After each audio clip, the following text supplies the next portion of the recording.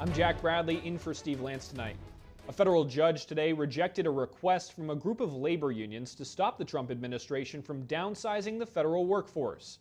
U.S. District Judge Christopher Cooper in Washington allowed the workforce reductions to temporarily continue as the case plays out.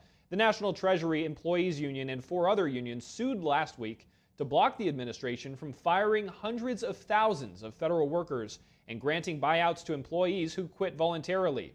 Judge Cooper said that he likely lacks the power to hear the case. He recommended that the unions file complaints with the Federal Labor Board that hears disputes between unions and federal agencies. The FBI has a new director. Kash Patel was confirmed by the Senate this afternoon. NTD correspondent Jason Blair has the update. The yeas are 51. The nays are 49. The confirmation is confirmed. Kash Patel squeezes through the Senate to become the new director of the FBI with a vote 51 to 49.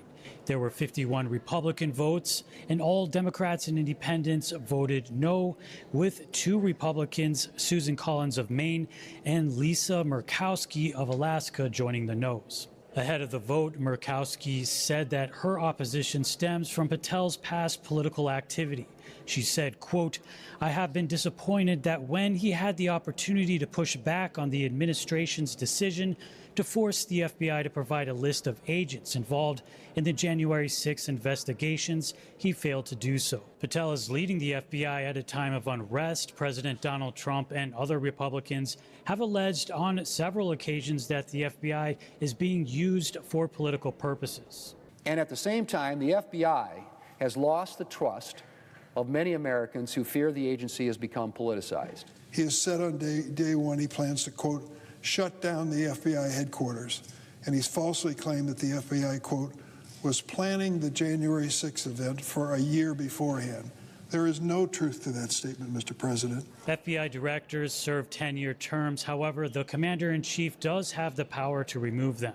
And nominee Linda McMahon moves forward in her nomination to lead the Department of Education. The Senate Health, Education, Labor, and Pension Committee voted to advance McMahon. The committee voted 12-11 along party lines. McMahon served as Trump's Small Business Administration head during his first term. There's been no word yet when a full Senate vote will happen. Reporting in Washington, D.C., Jason Blair, NTD News.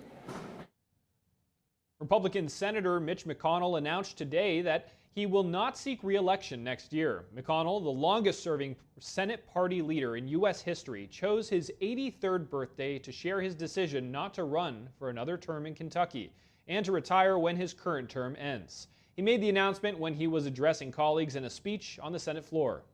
7 times, my fellow Kentuckians have sent me to the Senate. Every day in between, I've been humbled by the trust they placed in me to do their business right here. Representing our Commonwealth has been the honor of a lifetime. I will not seek this honor an 8th time. My current term in the Senate will be my last. McConnell, first elected in 1984, intends to serve the remainder of his term ending in January 2027. The Kentuckian has dealt with a series of medical episodes in recent years, including injuries sustained from falls and times when his face briefly froze while he was speaking. His dramatic announcement also comes almost a year after his decision to quit his leadership post after the 2024 election. South Dakota Senator John Thune, a top McConnell deputy, replaced him as majority leader. The Trump administration just designated several cartels and gangs in Latin America as terrorist groups. Now, this allows the U.S. to target their finances, the finances of their weapon suppliers, and even allow the U.S. military to strike cartel facilities. Here to discuss this is Dave Olesky, the Assistant Special Agent in charge at the DEA's Rocky Mountain Field Division. Dave Olesky, thank you so much for joining us here today. No, good morning, Jack. Thanks for having me on. Now, the Trump administration has designated several drug cartels in Latin America as foreign terrorist organizations. How does that allow the U.S. to better go after these cartels? Now, these new tools and the new approach by this administration, for us here, at DEA, we've seen, more than 100,000 Americans lose their lives over the course of recent years due to drug-related overdoses and poisonings. And so with this new designation, it's one more tool in the toolbox. Us at DEA, we also got Title VIII authorities relevant to immigration. And so us at DEA, we're going to be focused on the two cartels most responsible for trafficking this poison into our country, the Jalisco cartel and Sinaloa cartels, and making them foreign terrorist organizations. It just shows the how much this administration is prioritizing kind of the loss of life in recent years due to the impact the cartels have had on the United States. Can you expand a bit on that, on what impact we've seen, whether it's the Sinaloa cartel or even Tren de Aragua, who's also been listed as a foreign terrorist organization, whether it's fentanyl, violent crimes? What has the impact been? Absolutely. Now, when it comes to the cartels, obviously they've been around for decades. They added in recent years, fentanyl to another kind of a commodity or another part of their distribution channels. Their impact on our societies from a public health point of view, we've been talking about for years now, fentanyl and the loss of life. When you're looking at Tren de Araguas, a Venezuela-based organization, you're looking at a lot of assortment of violent crime, also connected to drug trafficking. I'm personally based here in the state of Colorado, and we, has received a lot of attention in the national media. Tren de Araguas has a strong presence here in the cities of Aurora, Denver, and we've been laser focused on them. And it's not just when it comes to drug trafficking that they are involved in. We've had cases involving extortion, kidnapping, an assortment of different violent crimes at the street level. But I think that's where us at DEA, we come in, and our strength is targeting the networks, whether it's the Mexican cartels or this Venezuela-based organization. We go after the networks and try to take all of our work and evidence back to the source countries. Mexico says it recently arrested a leader of the Sinaloa cartel, which is involved in human and drug trafficking. They're extraditing him to the U.S. Do you see that the relationship between the U.S. and Mexico to crack down on this kind of crime strengthening?